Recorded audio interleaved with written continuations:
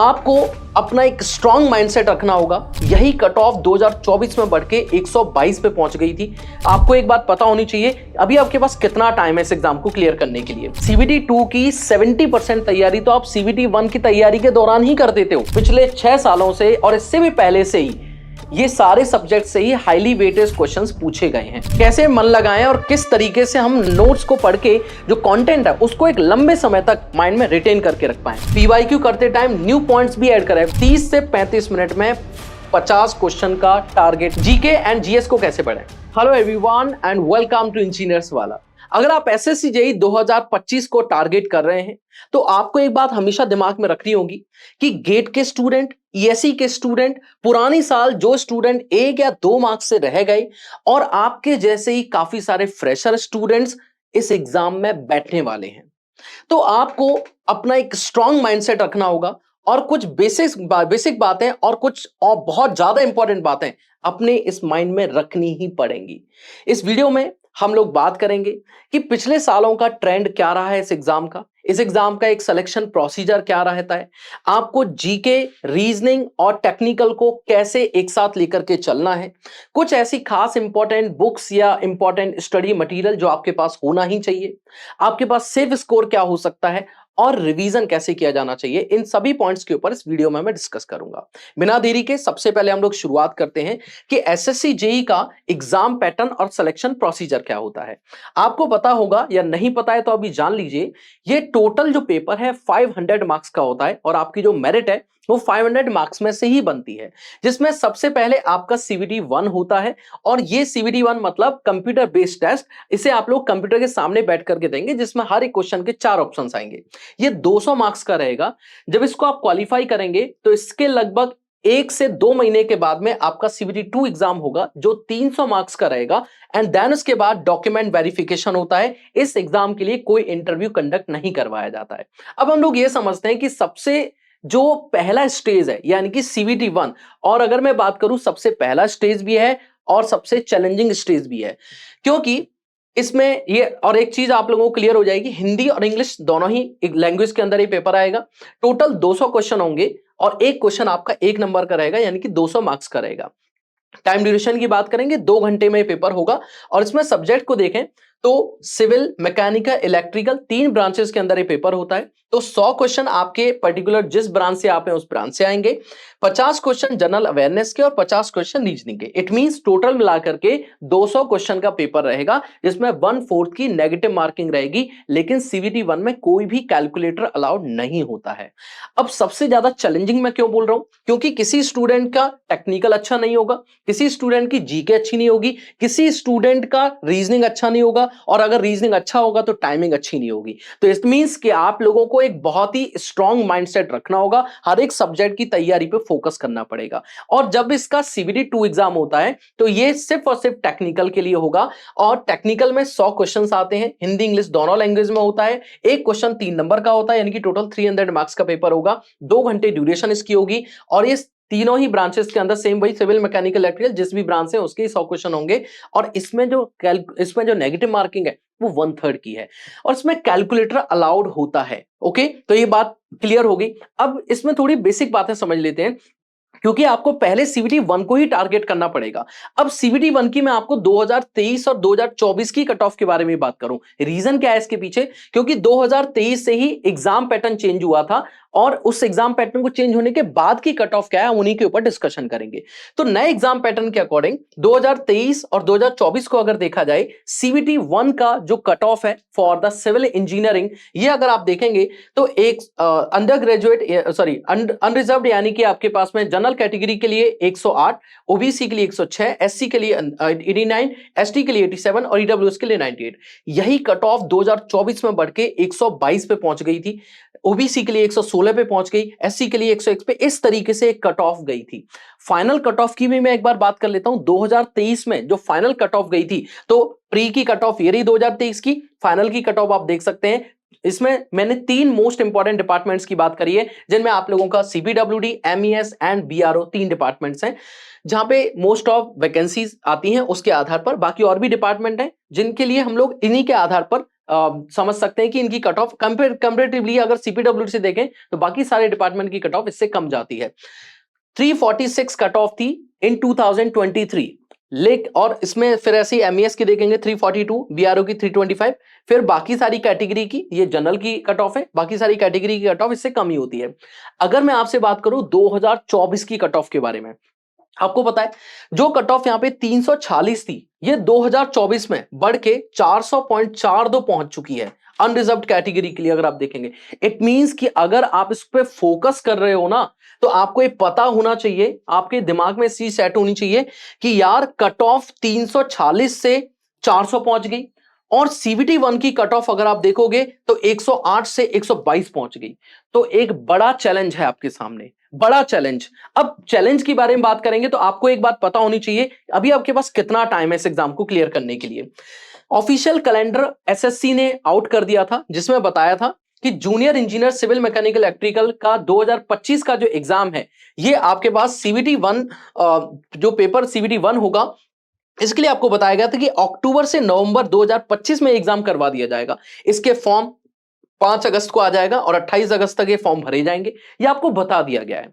अब माइंड में ये आता है, जैसे मैंने कहा कि बेटा अभी सीबीटी 2 के ऊपर फोकस मत करिए, अभी मेन फोकस करिए सीबीटी 1 के ऊपर। सीबीटी 2 की 70% तैयारी तो आप सीबीटी 1 की तैयारी के दौरान ही कर देते हो, तो आपके माइंड में अभी फिलहाल में होना चाहिए सीबीटी 1।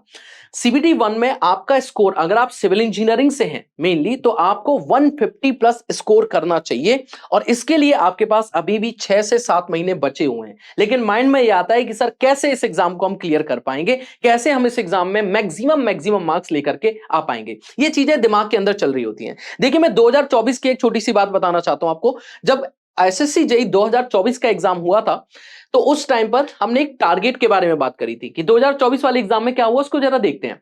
तो इसमें सीबीटी 1 के अंदर देखा जाए तो रीजनिंग, जीके और टेक्निकल में, फिर उसके बाद सीबीटी 2 में टोटली टेक्निकल का जो 300 मार्क का पेपर होता है, उसमें से मैंने एक रेंज बताई थी कि अगर आप 2024 को कॉम्पिटिशन, बढ़ते हुए कॉम्पिटिशन के साथ में टारगेट कर रहे हैं, तो आपको लगभग 370 से 400 मार्क्स का एक स्कोर पकड़ के चलना होगा, अगर आप सिविल इंजीनियरिंग के अंदर बढ़िया डिपार्टमेंट हासिल करना चाहते हैं। अगर आपने इसकी कट ऑफ देखी, इससे पहले हमने कट ऑफ के ऊपर डिस्कशन किया, तो 400 कट ऑफ गई थी सीपीडब्ल्यूडी की हाईएस्ट कट ऑफ। तो इट मींस ये वाला जो एक आइडिया था हमारा एकदम सही गया। अगला एक वीडियो जब मैं बनाऊंगा तो उसमें 2025 का क्या टारगेट होना चाहिए, इसके लिए भी बात करूंगा, और आप वीडियो के कमेंट सेक्शन में बता सकते हैं। एक सुंदर सा एसएससी जेईई 2025 लाल रंग का दिल बना करके बताएंगे सर हम चाहते हैं, जिससे मुझे पता चल जाएगा कि 2025 के लिए भी हमें एक ऐसा स्ट्रॉन्ग प्लान हमें बनाना पड़ेगा जिससे कि एग्जाम हम क्लियर कर पाए। अब पॉइंट क्या आता है माइंड में, उसको समझिए। अगर आप सिविल इंजीनियरिंग की तैयारी कर रहे हैं और आप लोगों को पता है कि टेक्निकल सब्जेक्ट जो हैं वो मुझे स्ट्रॉन्ग करने पड़ेंगे, लेकिन मैं शुरुआत कहां से करूं, तो शुरुआत करने के लिए यहां पे टोटल मिला के मैंने 8 सब्जेक्ट लिखे हैं, और इन 8 सब्जेक्ट को अगर आप अच्छे से पढ़ते हैं, पूरी 7 से 8 महीने में अच्छे से मेहनत करते हैं, तो आप आराम से 100 में से 85 प्लस मार्क्स लेकर के आ सकते हैं। ध्यान रखिए, दिमाग में रखिए, मैं सीबीटी 1 एग्जाम को लेकर के पूरा फोकस्ड हूं। पहले सीबीटी 1 को क्लियर करिए ना, सीबीटी 2 तब आप कर पाएंगे क्लियर। ओके, और मैंने शुरू में ही बोल दिया कि ऑलमोस्ट 70 to 80% तैयारी आप सीबीटी 1 के साथ ही कर चुके हो तो सीबीटी 2 की। चलिए आगे बात करेंगे। नेक्स्ट इज, जैसे सबसे पहले आप शुरुआत कहां से कर सकते हैं, बीएमसी एंड कंक्रीट टेक्नोलॉजी, ये 15 से 16 नंबर की आती है, और ये आज का ट्रेंड नहीं बता रहा हूं, अभी आपको मैं ट्रेंड के बारे में बात करूंगा। फ्लूइड मैकेनिक्स 11 से 12, एनवायरमेंट 10 से 11, आरसीसी 9 से 10, सॉइल मैकेनिक्स 9 से 10, सर्वेइंग 9 से 10, हाईवे 9 से 10, एस्टिमेशन एंड कॉस्टिंग 8 से 9 नंबर का आता है। ऐसा नहीं है कि ये पिछले 2 सालों के ट्रेंड के बारे में बात कर रहे हैं, आप इसके साथ बहुत ही स्ट्रॉन्ग एक मोटिव लेकर के चल सकते हैं, क्योंकि 2018, 19, 20, 22, 23, 24 इन सभी का अगर मैं एक एवरेज निकालूं, तो जो सब्जेक्ट मैंने आप लोगों को अभी बताए थे, इन्हीं सारे सब्जेक्ट्स हमेशा से ही पिछले लगभग देख सकते हैं 1, 2, 3, 4, 5, 6 पिछले 6 सालों से, और इससे भी पहले से ही ये सारे सब्जेक्ट से ही हाईली वेटेज क्वेश्चंस पूछे गए हैं। ओके, तो ये सब्जेक्ट से आप लोग शुरुआत कर सकते हैं। इवन इनके ऊपर अगर आप कमांड बनाते हो तो आपको कॉन्फिडेंस बढ़िया अच्छा खासा मिल जाता है। चलिए आगे बढ़ते हैं। नेक्स्ट है आपके पास, अब अगर मैं 2024 की भी बात करूं ना, तो 2000 ये तो था कि हर एक ईयर में एवरेज कितने मार्क्स पूछे गए, कितने क्वेश्चंस पूछे गए, लेकिन स्पेशली 2024 का भी मैंने आप लोगों को एक आइडिया दे दिया है कि 2024 के अंदर सॉइल में से 4 शिफ्ट में पेपर हुआ था, शिफ्ट 1, 2, 3 एंड 4। 4 शिफ्ट में सॉइल में से टोटल कितने क्वेश्चन आए, एस्टिमेशन में टोटल कितने क्वेश्चन आए, आरसीसी में कितने आए, सोम में कितने आए, बीएमसी में कितने आए। तो आप अगर यहां पे ध्यान से देखेंगे तो इस जगह पर भी सॉइल, एस्टिमेशन, आरसीसी, उसके अलावा आपका बीएमसी, देन हाईवे, देन इसके बाद में एफएम एंड एचएम, इसके अलावा नीचे चलेंगे तो एनवायरमेंट सब्जेक्ट, उसके बाद में सर्विंग सब्जेक्ट और इसके बाद में इरिगेशन। ये कुछ ऐसे इरिगेशन है, हाइड्रोलॉजी को टोटल देखोगे तो काफी अच्छा वेटेज है, लगभग 40 के आसपास का। ये वो सब्जेक्ट्स हैं जहां से सबसे ज्यादा क्वेश्चन आपके सिविल इंजीनियरिंग के एसएससी जेईई 2025 के एग्जाम में भी पूछे जा सकते हैं। चलिए अब एक पॉइंट आता है, सर कैसे पढ़ें, कैसे मन लगाएं और किस तरीके से हम नोट्स को अच्छे तरीके तक, नोट्स को पढ़ के जो कंटेंट है उसको एक लंबे समय तक माइंड में रिटेन करके रख पाएं। तो उसके लिए आप क्या कर सकते हैं, जैसे मैंने इस नोट्स को आप देख पा रहे होंगे, क्लास में पढ़ाता हुआ एक लाइव लेक्चर के नोट्स का एक स्क्रीनशॉट है। मैंने सबसे पहले लिखा है नीट एंड क्लीन नोट्स बनाइए। सबसे पहले आपका काम है नीट एंड क्लीन नोट्स बनाने का। देन उसके बाद जो भी हाईलाइट पॉइंट आपको लग रहा है, जैसे ये मुझे लग रहा है एग्जाम में आता है क्वेश्चन, मैंने इसको हाईलाइट किया, ठीक है। उसके बाद में जब आप पूरे चैप्टर को पढ़ लें तो एक ही जगह पर आप सारे के सारे फॉर्मूलाज को लिख लीजिए, जिससे कि आपको बाद में रिकॉल करने में आसानी रहेगी। देन कोई भी नेक्स्ट क्लास में आप पढ़ने जा रहे हो उससे पहले अगर रिवाइज नहीं करोगे तो आपको कोई फायदा नहीं होगा। Next is short notes chapter wise. जब आप चैप्टर कंप्लीट कर लो ना तो शॉर्ट नोट्स बनाओ, तो आपको रिवीजन करने में फायदा होगा जब पूरा सब्जेक्ट कंप्लीट होगा। अदरवाइज आप सोचोगे पूरा सब्जेक्ट कंप्लीट होने के बाद बनाओगे तो आपके लिए काफी ज्यादा हेक्टिक होगा। हो सकता है आपसे नोट्स बनाने का दिल ही ना करे या आपको टाइम ही ना मिले, क्योंकि बाकी सारे सब्जेक्ट भी आप लोग तैयार कर रहे होंगे।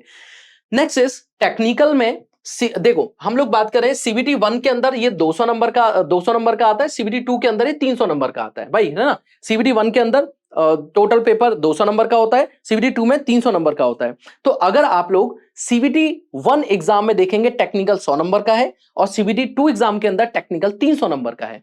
तो अगर यहां पे देखेंगे आप लोग टेक्निकल में कैसे आप तैयारी कर सकते हैं, हाईली वेटेज वाले सब्जेक्ट से शुरुआत करें, कॉन्फिडेंस मिलेगा।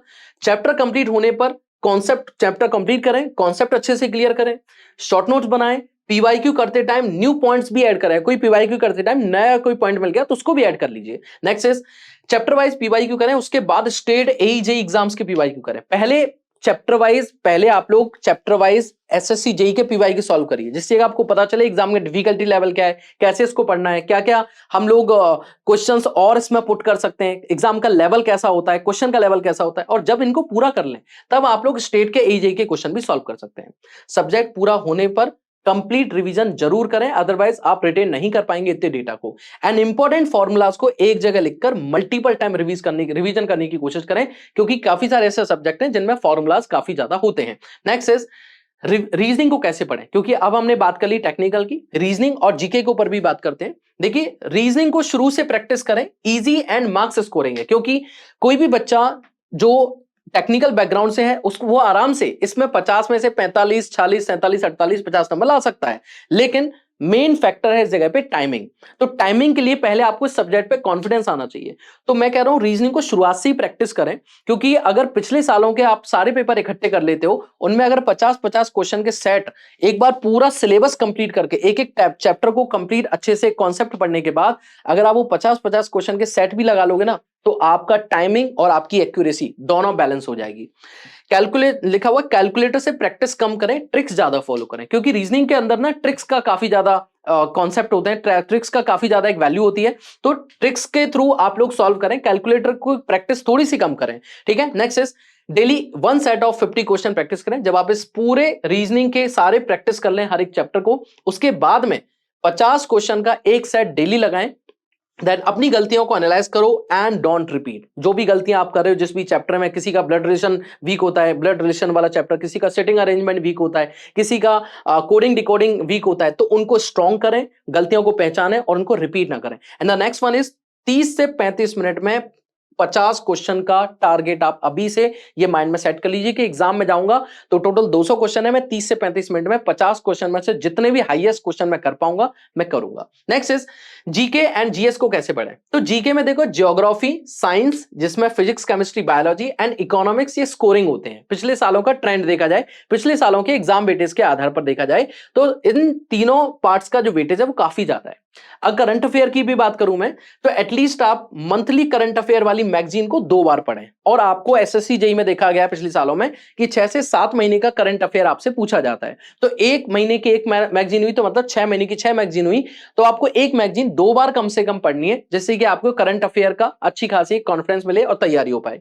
नेक्स्ट इज फिजिक्स के फॉर्मूला एक जगह पर रखें। फिजिक्स या और भी सब्जेक्ट में फॉर्मूलाज आ रहे हैं, जैसे केमिस्ट्री के अंदर भी कुछ फॉर्मूलाज हैं, इक्वेशंस हैं, उनको एक जगह पे रखें। डेली अगर 1 घंटे जीके पढ़ रहे हैं तो बहुत अच्छी बात है। अगर आप नहीं पढ़ रहे हो तो आप अपने ड्रीम डिपार्टमेंट से उतना ही दूर होते चले जाते हो, क्योंकि जीके 50 नंबर का है। 50 में से टॉपर के भी 30 नंबर नहीं आते, लेकिन वो मेहनत करता है 50 नंबर के लिए। आपको भी उतनी ज्यादा हार्डवर्क करना होगा। इन सारे के सारे जो आपके ड्रीम डिपार्टमेंट होता है, जैसे किसी का सीपीडब्ल्यूडी है, अब मिलेगा कब? जब हाईएस्ट मार्क्स लेके आओगे। और हाईएस्ट मार्क्स लाने के लिए आपको हर एक सेक्शन को इंपॉर्टेंस देना पड़ेगा। ओके, तो अगर इसके साथ में एक बात और बोलना चाहते हैं हम लोग कि एसएससी जेईई 2025 समय के बढ़ते हुए समय के साथ साथ और ज्यादा कॉम्पिटिटिव होता जा रहा है। हार्ड नहीं बोलूंगा, लेकिन इसमें जो स्टूडेंट्स हैं वो अदर अलग अलग डोमेन से भी एंटर कर रहे हैं। गेट से, ईएससी से, स्टेट जो एई के एग्जाम की तैयारी करते हैं वहां से, इवन बहुत सारी जगह अगर आप देखेंगे तो ऐसे स्टूडेंट जो 3 साल से किसी रीजन से सेलेक्ट नहीं हो पाए, वो अगर इस बार आए और अच्छी खासी वैकेंसी आई तो आपको बढ़िया कंपटीशन देंगे। इसीलिए अगर आप लोग इस एसएससी जेईई 2025 की तैयारी करना चाहते हैं तो Ashoka 2025 batch C for AE JEE, ये आपको सभी एग्जाम्स में हेल्प करेगा, लेकिन इसे design specially for SSC JEE. Ashoka batch C AE JEE civil, mechanical, electrical तीनों ही ब्रांचेस के लिए है। इसकी प्राइजेस काफी ज्यादा फ्लक्चुएट होती रहती हैं, लेकिन अभी इसमें ऑफर प्राइजेस चल रहे हैं तो आप इसको जाके अवेल कर सकते हैं। ये सभी एग्जाम में आप लोगों की मदद भी करेगा। इसमें आपको लाइव लेक्चर्स मिलते हैं, डीपीपीज मिलती हैं, आपको क्विज सॉल्व करने के लिए मिलते हैं। हर एक चैप्टर कंप्लीट होने के बाद आपको टेस्ट करवाया जाता है। इसमें 24/7 डाउट इंजन मिलते हैं, सब्जेक्ट वाइड आपको शॉर्ट नोट्स मिलते हैं, मंथली मैगजीन मिलती है करंट अफेयर के लिए, आपको 1-to-1 इंटरेक्शन मिलता है, फुल लेंथ मॉक मिलते हैं, बहुत सारी चीजें आपको मिल रही होती हैं। तो आई थिंक आप लोगों ने अपना मन बना लिया होगा इस एग्जाम को क्लियर करने का, अगर आप इस वीडियो के लास्ट तक पहुंच चुके हैं तो। ऐसी वीडियो के अंदर हम वापस से मिलेंगे और अच्छे से समझने की कोशिश करेंगे। और इसके अलावा आप मेरा ऑफिशियल टेलीग्राम चैनल भी ज्वाइन कर सकते हैं, और इस ऑफिशियल टेलीग्राम चैनल में हम आपको सिखाते रहते हैं कि किस तरीके से, इसमें मीटिंग्स भी होती हैं बहुत सारी, ये आपको क्वेश्चंस बताते हैं जिनके थ्रू आप लोग बढ़िया से बढ़िया मार्क्स लेकर आ सकते हैं एग्जाम में। एक अच्छा गाइडेंस मिलता है, मोटिवेशन हम लोग देते रहते हैं इस जगह पर, जिससे कि आपको एग्जाम को क्लियर करने में काफी ज्यादा मदद मिलती है। ठीक है, तो इस तरीके से आप लोग हमारे ऑफिशियल टेलीग्राम चैनल को भी ज्वाइन कर सकते हैं। आई थिंक आप लोगों ने सब कुछ समझ लिया होगा। So thank you so much and love you all.